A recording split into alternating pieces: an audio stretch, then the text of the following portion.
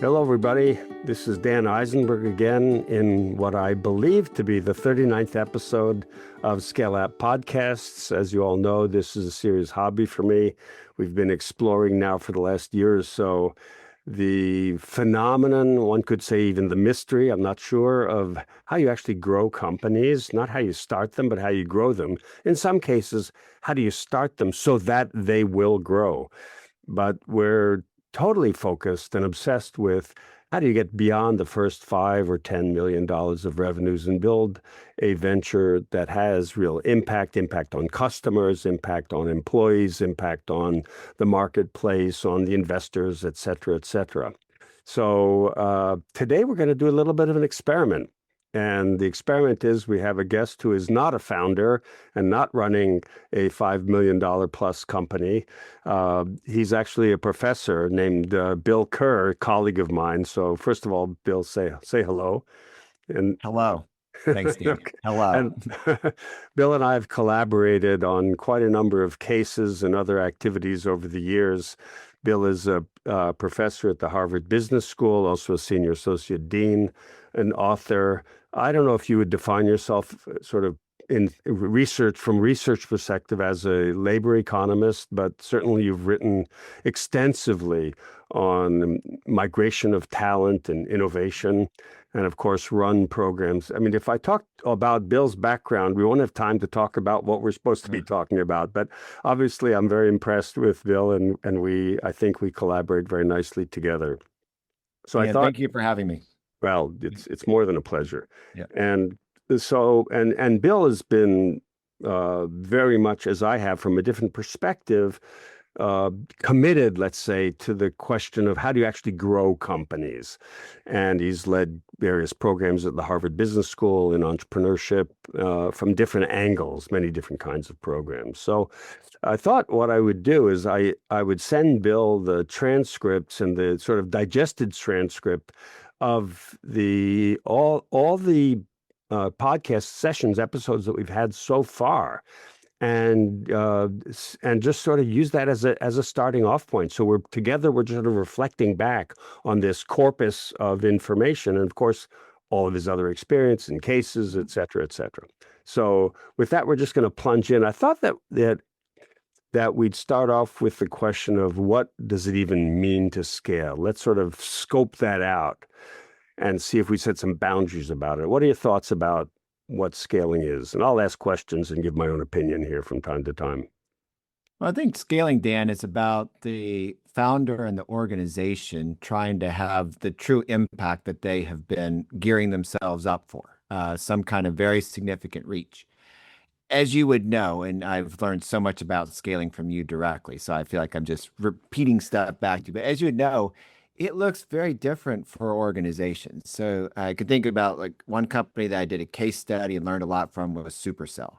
Supercell, it achieves $10 billion plus revenues, but it does so in a very digital manner. And for them, scaling was actually often about like, how do we create the environment to build, bigger and better and stronger games, but do it without increasing the headcount. Whereas other organizations, it's about sort of a land war, trying to reach out and, put facilities all around the world. It's a very different type of process. So in both cases, they're trying to achieve this ultimate impact that was really what was at the heart of the founding team when they got created, and who may be in those leadership roles now. But it can tend to take rather different forms depending on the industry, the sector, where they come from, and the country, and the like. As one kind of final, I know you have a very geographically diverse audience. Oh yeah, here. that's for sure. So I mean, if your a home country has 8 million people, or you had Robert Westman on as podcast number 38, I think. Right. If Iceland has 300,000 people, then scaling will mean something different than if you are in the U.S. and you can go, 10, 20, $50 million just in the domestic market. So we have to kind of work through those various angles. But I always come back to like, this is the moment where you can really try to achieve what was at the heart of, the business proposition, like what you want to accomplish there. So some people consciously or unconsciously equate or conflate being a unicorn with being a scale up. And this will launch into kind of a conversation which will have elements of a debate, not exactly a debate, but uh, what are your thoughts about that?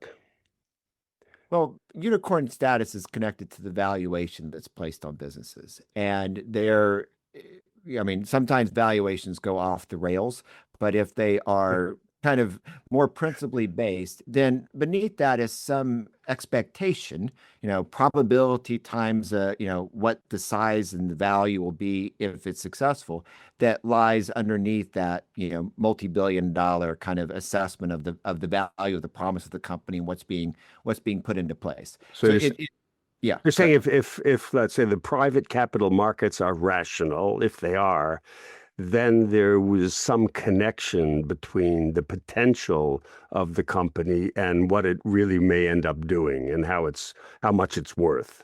Yeah, I mean, this is something we've taught about. You and I have both taught that entrepreneurial finance is a multifaceted like beast, but at the heart of valuations are first, some expectations that an investor is making that, if the venture is going to become this with some probability, and I have a portfolio that I'm trying to deliver against. And here's the expected dilution that I'm going to have across rounds. You can back into what share of the company I need to have today in order to make this investment worthwhile for me. That it creates valuation. There's also, of course, then this is a market. So you have various forms of financing coming in or not coming in. You have various, plethora of startups or a dearth thereof. And so there is some market-based sort of assessment that's being built into this. But at the end, it all comes down to some expectation of if we look out into the future, what would be the likelihood, as best we can understand in this uncertain environment, that this is going to be successful, and then what sits on the other side. And So if so you have the a yeah. unicorn, or let's say a very, very highly valued company, uh, is the expectation, sometimes rational expectation, that it will be a scale up, that it has all the elements of a scale up, that it could actually generate revenues, profits, etc. Um, Yeah, and I would highlight the second part of what you said. It's not just about revenues, it's about some profits or at least some expectation of a value that an acquirer would have in place on the company. So I mean, in the biotech example or world, you may not have achieved the profits just yet, but there will be some anticipation like this company has proven this molecule to such a stage that Novartis will acquire it and will be, a successful exit on the other side. so let's push down that path just a little bit more because I went today, one of my bugaboos has been, I'll just put it out there, has been that a lot of the dialogue that we have around entrepreneurship and company growth is infused with raising capital from early stage investors. And I've been keeping lists of companies that are successful basically without raising capital at all. And I went to the Harvard Business School course, which was created since I was teaching there. And it looks very interesting. It's called Scaling Technology Ventures. So I looked at it and I did a search of all the cases. And with one exception, maybe one and a half exceptions, all the cases were of venture-backed companies. So I just want to go back and forth on this a little bit. There's no right answer, and I want to maybe be a little provocative and say, do you think we just are too much into venture capital in what we teach our students, entrepreneurs, et cetera, that this is a perspective that is more dominant than the reality justifies? Obviously, I have an opinion, but and you, of Yeah, yeah. course, Well, disagree, I'd start with like the tenor in these conversations, and you mentioned earlier we're going to have an exec ed program that's coming up with the Endeavor entrepreneurs. The form of financing that you're taking on is a big part of the conversations. We are in no way as a school, nor is like in these programs advocating, hey, VC is the place to go.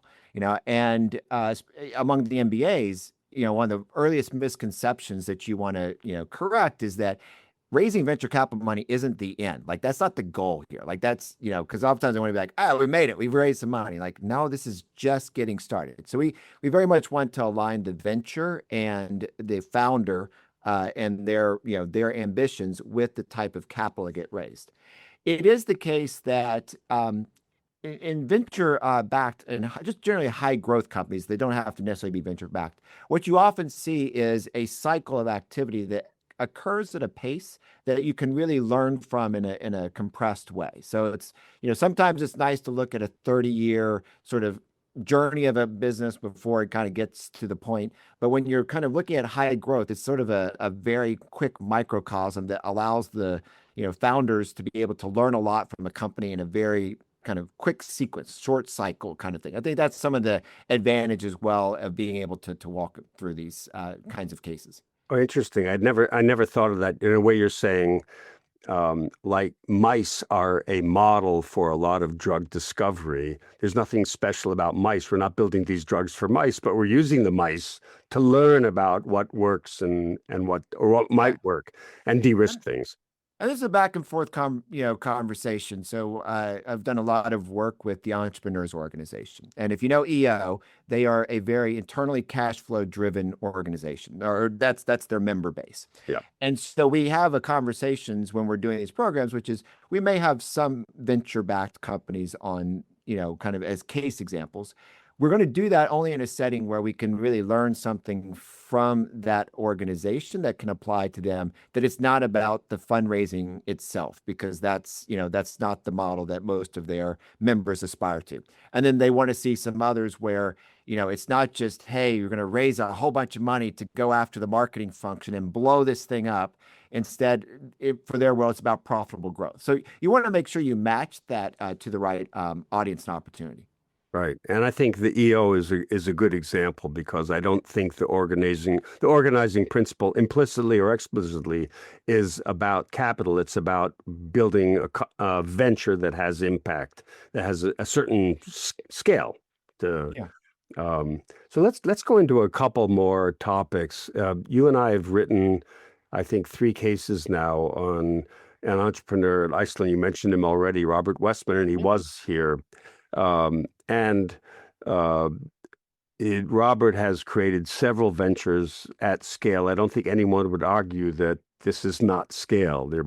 They're multi-billion-dollar revenue companies, some of which have achieved liquidity, some of which haven't yet achieved liquidity.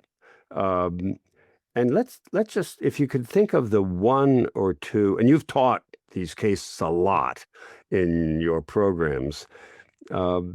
What would be the one or two sort of hard and fast rules, or close as possible to hard and fast rules about growth that we could learn, or that you extract from that body of experience? Yeah, well, Robert has been very intentional, and I think that's a word I would bring into it. It has been I've learned a lot from him and from Alvagen and Alvatech and the other organizations about making sure that you develop the processes and the systems, and in their world, it's the star map filtering down into the dashboards and the KPIs and the culture that sits around that in a way that really catalyzes the venture and the opportunity. And that's something that when you're out trying to always just raise the revenue, get more business, sort of top line growth, I think leaders can underappreciate how important that internal structure is for enabling the process that is going to build on top of that. The business is going to sit on top of that. The process. Robert puts down the rails or the infrastructure for growth in a very thoughtful way that many leaders can build on. Yeah, and very early on. Early on, but I think if you remember in the Alvagen case, they go through they have some, certainly from the beginning, they're building up to be in 30 plus countries and like the portfolio and so forth. But they go through about, I think it was like 4 years or so into the company's life cycles when they really develop out the star map and the dashboard and so forth. it's there, as part of the founding up until that point. But at that moment where they're really starting to scale and where they really need to make sure there's accountability across the leadership team, where there's real opportunities to, as they're trying to hit these pharmaceutical windows that are pretty tight for generics, they go through a step change in terms of this performance management, in terms of the systems and thoughts that are behind it. So when I'm, working with the Alvogen case and entrepreneurs, it's not like the ship sailed when you didn't do this on the first day of the company. Like, instead, oftentimes at the point where you're really starting to get towards that scaling up phase, you can move from some of the early, MVPs and now you're kind of getting that stuff off the ground to like, not just do we have product market fit, but do we have like the structure internally that is going to allow this process to really develop upwards? I think for me that one of the takeaways is that the excitement and the informality of, let's say, a startup or an early stage company oftentimes leads us to the mistake of saying, you know what, process is not important. We'll work it out because we're so motivated by this initial startup phase. What I hear you saying, but correct me if I'm wrong, is it's better to do the process sooner than later, although you may not have to spend over imbalanced amount of time early on in building the processes. Yeah, I think you can get into several things. I think what Robert did in the companies that I've been closest to with him is he did from the beginning develop talent that was going to be able to scale. So if you go back through the founding history of the organizations, like there's key talent that's not going to run out of runway at $5 million of sale or $10 million, whether they're going to be able to be with the company longer term. There was a informality or an approach that they were allowed to have, and they were anticipated as a leadership team to also do. So this was not a place where someone's going to make your coffee and the perks Right. maybe of an executive vice president at somewhere. They were expected to be hands-on in the business and building it. But then with time, you can develop things like the systems and structures that are going to underline that.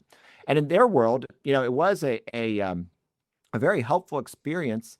They described, the same phrase, stock out value or, what does best in class mean, was being viewed differently across the organization.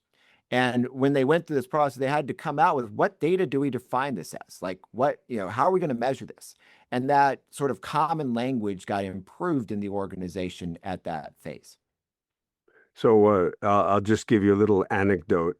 I used to run a program in Israel that was very much like what has evolved into what we call the Scalerator, in which we accelerate cohorts of teams of companies that have several $1 million in revenues. And we used to bring into that a famous personality in Israel called Benny Peled. Benny was head of the Air Force, and then he became the CEO of several companies that were technology companies. And he used to say, "I'm not an entrepreneur. I'm the guy who comes in and cleans up the messes of the entrepreneurs." And the way he would put it is that you have to be really careful about creating this anti-process DNA in the early stages of the company. It's much harder to change the DNA when it's well established than from the very early on. And I think one of my takeaways from the Alvo group of stories is that, yes, there was this, in a sense, informality, but there was always an appreciation there that process was going to be important, that structure was going to be important if they really wanted to scale. There was never an anti-structure, but at the same time, there's a very pro-entrepreneurial spirit. I mean, you take initiative, you make mistakes, you correct the mistakes, you learn. Yeah, very, very, very important. Let me give, in the spirit of talking about tensions and Yeah, please. What about the other side? One of the things that I do in class, which really provokes a lot of interesting conversation among executives, is after we've taught the Alvogen case, and they will have they'll have gotten to know the system and the structures and so forth very well. I contrast it with some of the early steps that Cloudflare took, which has been obviously phenomenally successful, security, IT, and web protection hosting business. And early on in the Cloudflare story, they are very deliberate at the rate at which they're scaling up their headcount in particular. So they will not more than double their headcount in a given year.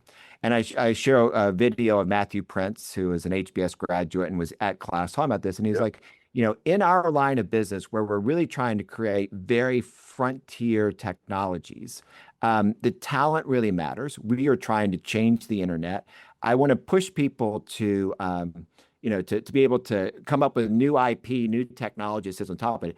And in my world, it's the culture is a very democratically based culture. And so then he talks about, if we were to if we go faster than doubling every year, consequently, we're going to have more new people than older people in the organization at any point in time. And that's going to make the culture much more kind of fluid. It could evolve in different ways. It's going to put at risk some of the things that were very important for Cloudflare. And I want to ask Robert, well, this was what was happening at Cloudflare. What happened to Alvin? He's like, no. You got to understand, like these processes and these systems are the very thing that let us expand the headcount faster than 2x per year because they guide the behavior and activities.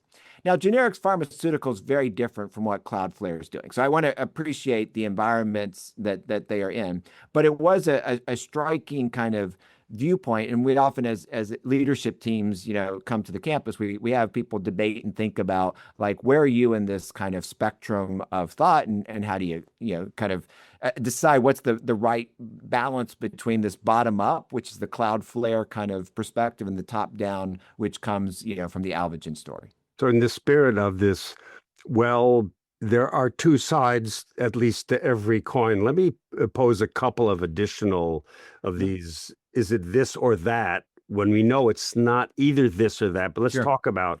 So, for example, and this is more in, I don't think pharmaceuticals is a good example, but in companies that actually sell products to the end user, whether it's consumer or business, how important is it for the founder, who's oftentimes also the CEO, to be the number one salesperson? And how important it is for that person to step back and say, I need to build the sales system process, or is it just a matter of time? So that's one issue. I hear different points of view when on this ScaleApp podcast. I've heard people say both. Yeah, I think this is one where I get closer to saying it's not a paint by numbers exercise, but like I don't see this as 50-50. I see, in more organizations than not, the founder is the passionate early person who really, unlocks the initial sales and unlocks the initial customer accounts and really can bring that to market. And then at some point early-ish, as they get closer to scaling, he or she needs to step back from that function. And I think the most important follow-on, my colleague, Mark Roberge, who was the chief revenue officer at HubSpot and basically the first employee coming into the business, would say that the most important next thing, though, is that you don't take your best salesperson and make them in charge of the sales function. Instead, you should look deliberately towards somebody who can build a sales function. It's often different from the person who's the best sales rep or the best business. So his play, he always says, early on, let's be honest, it will be the founder, the CEO that is the face of the company, driving it and so forth. When you make this next step, this is where organizations get off the rails, is when they just take whomever on the team is like the best person at, kind of coming right after the founder, and they promote them rather than being very thoughtful as to what will our revenue function look like, and who would be the type of talent that is best at building that kind of function. Let's say the best professor may not make the best dean, for example. Just saying. Yeah, very much so. Very much so. So another question: equity versus. Yeah, if I can say on that, one thing that kind of also builds on that is oftentimes the very best sales reps are not people that can appreciate the challenges that other people are experiencing because they're so freaking good. There was a famous saying, I think it was Ted Williams, who was like a very good American baseball player. And they asked Ted, well, how are you able to hit so much? And he was like, well, I'm just watching for how the ball breaks. But very few humans could actually do that. So it worked for him, but it's Yeah. not really going to help, someone who's even a very good batter become better. Like it's just something that was beyond the script. So this is where trying to think about who is the person that can build and train this group, that becomes the function that you're trying to solve for. And it may not, it has to be someone who really understands selling and the sales process, but by themselves may not be the best salesperson, but will know how to Yeah. organize it. If It's you go back almost to your like, example, I can't think of a dean, at least at Harvard Business School, that hasn't been a darn good teacher. I'm sure, but Are they everyone our there, number one HBS is a good, teacher? Maybe, probably, maybe not. I but don't know. everyone at HBS is a good Yeah, teacher. yeah. It's at least a good teacher. But they have to be credible. Like they have to be good teachers. So, you're not saying that they don't want to be someone who couldn't close a deal. But at the same time, you should be thoughtful as to when you're trying to build these structures and build these functions, that's a different task than just, closing deals. So let's jump a little bit over to the finance side of things. Equity versus debt. Um, we teach a lot about raising equity. Obviously, we talked about that already. Do you think that we could, not just in the classroom, but beyond the classroom, do you think that we should be encouraging or thinking more about how to use debt to grow Yeah. ventures, or is that a problem intrinsically? I think I think oftentimes the pecking order would be companies would prefer to use debt rather than equity. Because the equity is dear and expensive, and it's something that obviously is dilutive of the founders and so forth. The challenge in many of the scale-up settings is the inability to raise the debt to support it because it's such a risky proposition. The debt holder, debt holders only want one thing, which is for you to repay the principal and the interest. If you have On time. on time, if you have a 1 in 10 chance of striking it big, and all the rest of the time they're going to lose the money, that's not a very good strategy for them. That's why equity comes much more into those settings, is because it's somebody who participates in the upside of that opportunity. And so when we, again, are trying to work through with entrepreneurs how to approach it, it's obviously it has to match into the type of business you have. If you have accounts receivable that, are credible accounts, then that's something that you can raise money against. Or if you're doing, equipment that can be redeployed, you can raise money against, and you should do it. And the next thing is you should always make sure that what we call you're pitching right for your type. So if you're going into a very high growth venture investor, you don't want to talk about plans B, C, and D and how you've got all these other things that you might be able to do, because they are looking for somebody that will sit in their portfolio that if it unlocks, it is a home run and can really move the needle. They like these extra things are worries. They could be a distraction, to the management team, where they could signal that you're going to, rather than swing for the fences, you're going to, take a single when you can get it. On the opposite side, if you're going into a conversation with a debt provider, you don't want to tell them about how you have this grand ambition to grow the company. That brings uncertainty in their minds, and they're worried about that. So you have to make sure that you're approaching each type, obviously, to fit into your business, but pitch right for the type. Last thing I just recognize is, again, you have global audience. These things differ a lot across markets. In some markets, if you go bankrupt, you are precluded from making a business for the next 6 years. And you may have personal obligations and so forth, even on the equity side, that you have to deliver against. Yes. Whereas the US has a very friendly environment in bankruptcy for absolving the entrepreneur, and they move onward. So these things do differ a lot across countries as well. Well, the irony may be in that in those environments where failure to repay debts is punished are also the environments where it's also hard to find equity capital. And so it's kind of a double whammy.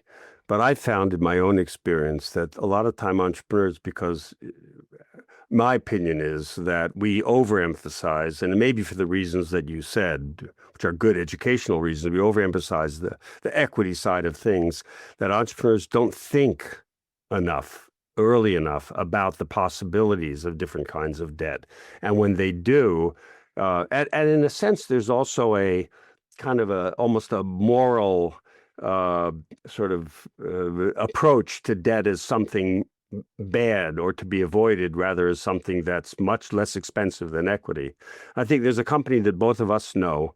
I happen to be an investor in it called Sunbit, and they've been very successful financial services, and they actually raised debt from the equity investors very early on. In other words, after raising some rounds, typical venture capital, seed stage, et cetera, they offered the limited partners the chance to provide notes that had very attractive interest rates. I participated in that, and I was very happy with the fact that they were exploiting their ability to raise this kind of debt because they had no guarantees. That's why the interest rate was relatively high. They had no guarantees to that debt except for the fact that they were very sufficiently venture backed. So they had a strong balance sheet, let's say.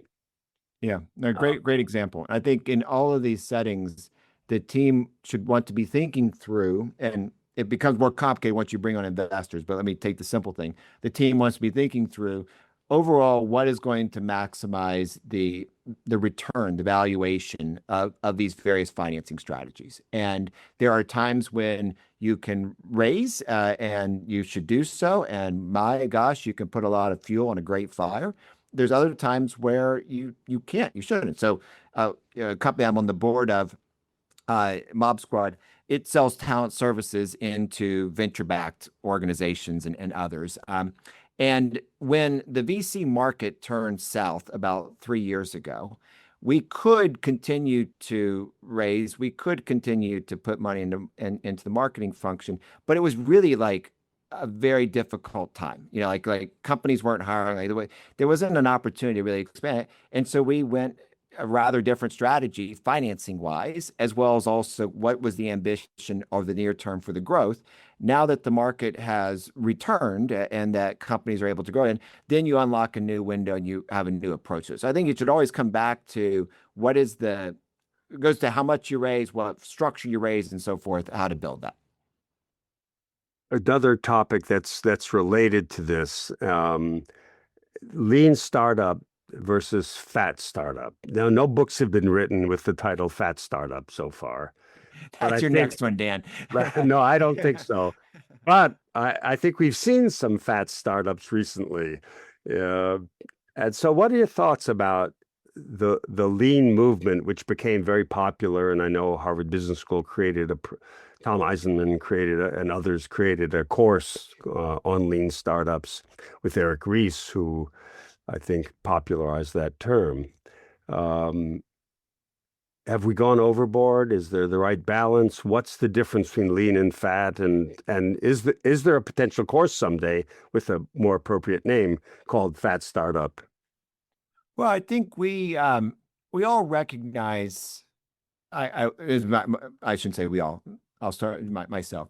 Lean plays a very important role, and lean is one that I would always want to begin a program or thought process about understanding what are the concepts that are behind it, trying to think about falsifiable experiments that you can run, sort of a more formally sounding like what's a Bayesian approach to entrepreneurship. You don't know everything before you pour cement and lots of money into this idea.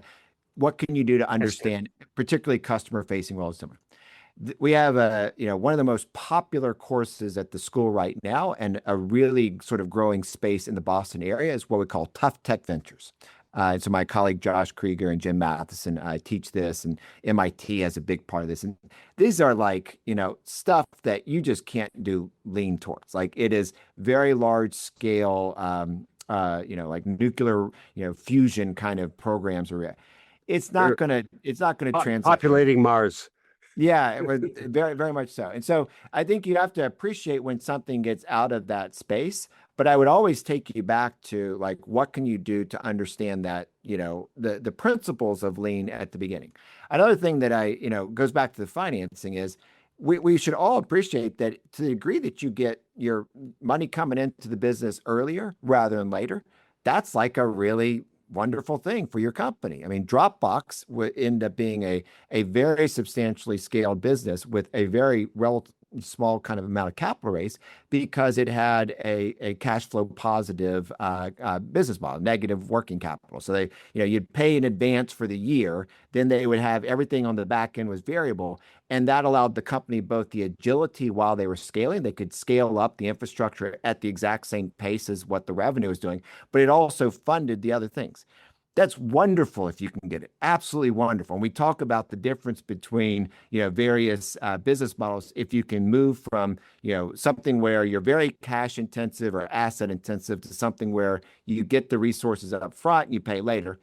But that shouldn't be the thing that like stops you from pursuing what could otherwise be a great opportunity towards what you're accomplishing if you can build out another model that supports it. So I think what you're saying is that um, you have to understand very well the conditions under which a particular strategy can be successful. And if you misassess those conditions, like, for example, the private equity markets, Mhm. or the availability of debt, or the availability of customers, if you misassess that, then you don't match your strategy for getting resources, such as money, to the actual cash flows of the business. By the way, Tough Mudder, another one of our alums, Will Yeah, Dean, I don't know if you knew Will, yeah, but absolutely. he created that was also completely self-funded in the Yeah. sense that they would get people to pay months in advance their participation fees, and they used that to fund the business and to grow the business. So Yeah. And I can think be done. you you should as a founder, you should as a team think about the full range of potential outcomes. Early in some of our courses, I have one case which is about a toothbrush manufacturer, and one case is about a furniture rental company. Um, in many respects, these are both companies that are out there in the world. They're doing stuff. And so we don't have time to go through it. But when you sort of plot out what could happen to these businesses, in both cases, if they are highly successful, things are great. The question is in the intermediate steps, like what happens along that path. And what we uncover is that the toothbrush manufacturer has a much more secure foundation for mid-level outcomes. Like the downside in that venture is relatively small and contained, and there's many variations along the path of how amazing this could become. Whereas in the furniture rental example, just due to the way it was kind of set up, it was in a very exposed setting. So if it all worked out, fantastic. If But it comes up, even modestly short, it's a really challenging business that they've created due to its capital intensity and its working cash flow cycles and all the other pieces that come into it, made it into a very tricky spot. so, Bill, we're gonna come to an end in just a few minutes, but I want to go a little bit off topic just because I've got you here, and it's something that's on my mind and on a lot of people's minds, and that has to do with, so far we haven't even said it yet, AI. And my question is not about, is AI going to enable us to have the one person $1 billion startup and that sort of thing? I'll let the market sort that out. I'm not smart enough.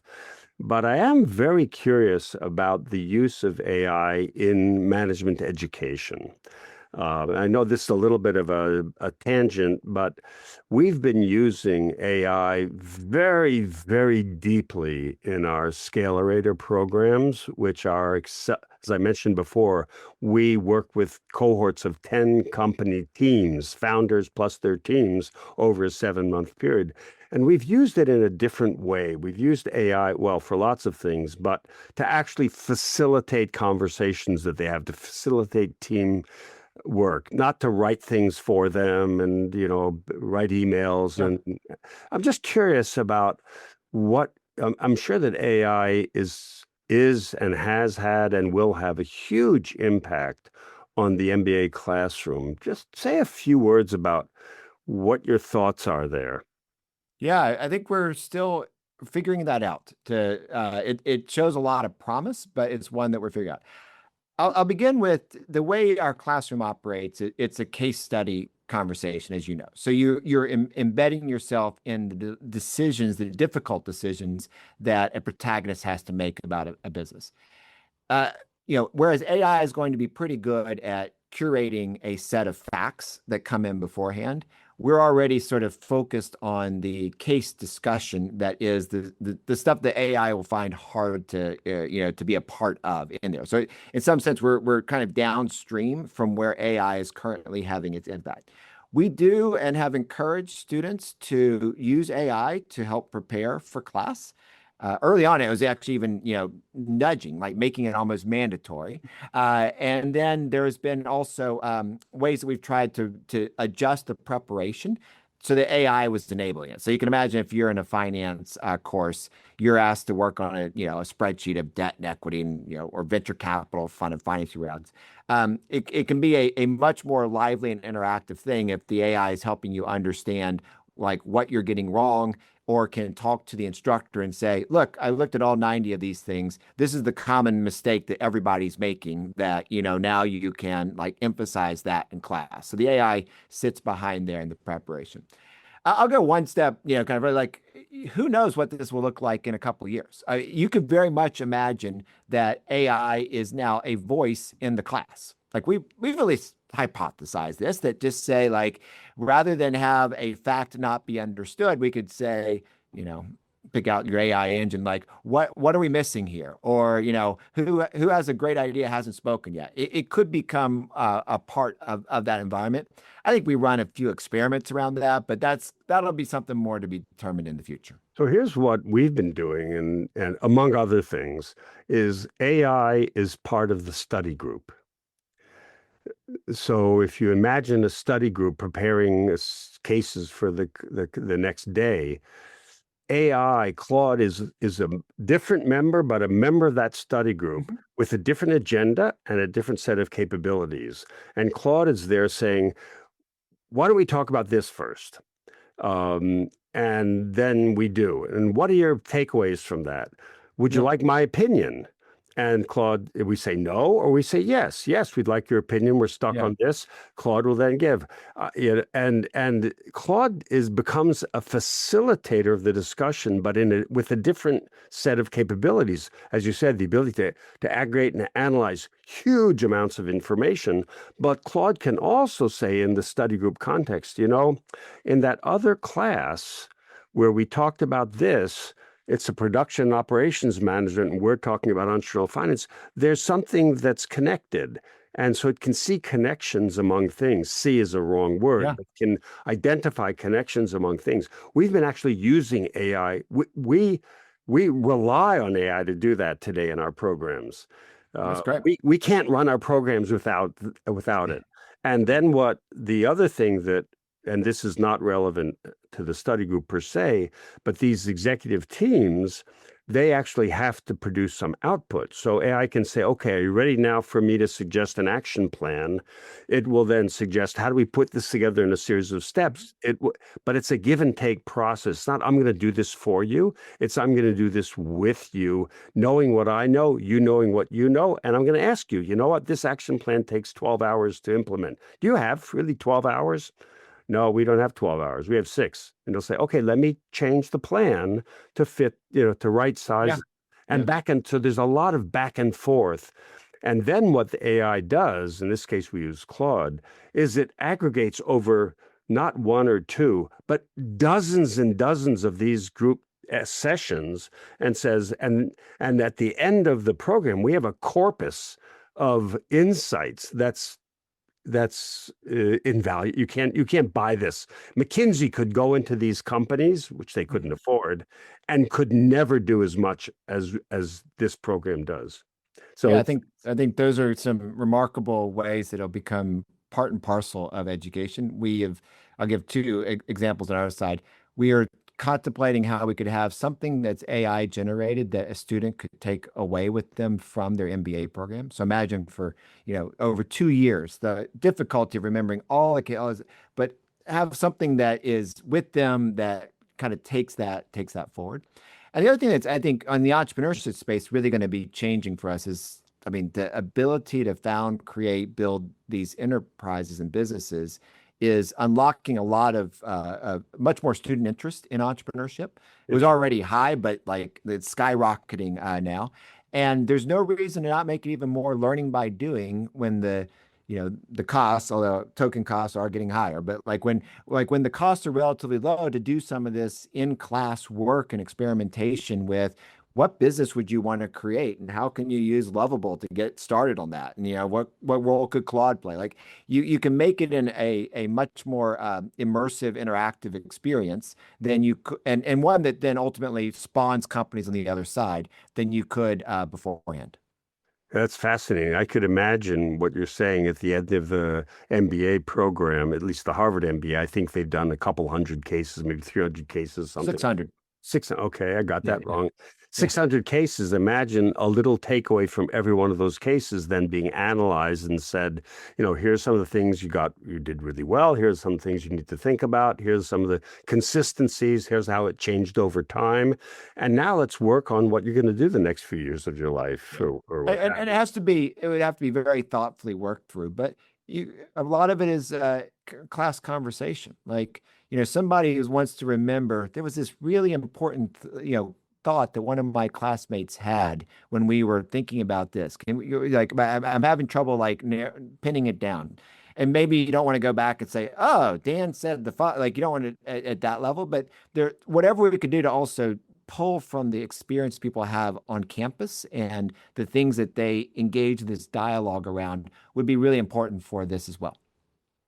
Well, we've come to the end of our time, and this has been a ranging conversation and a thought-provoking conversation. I want to again thank Bill Kerr, Professor Bill Kerr of the Harvard Business School, and a very valued colleague of mine for joining me and all of us and making this a unique session. So, Bill, thank you so much for joining us. Dan, it's been a pleasure. So this is Dan Eisenberg signing off from another episode of ScaleApp Podcast. Remember, it's about how you grow, not how you start. At least that's my perspective and my point of departure. And by the way, knowing how you grow helps you figure out how you want to start. So with that, we're going to sign off for ScaleApp Podcast and hope that you're listening in on the next episode as well.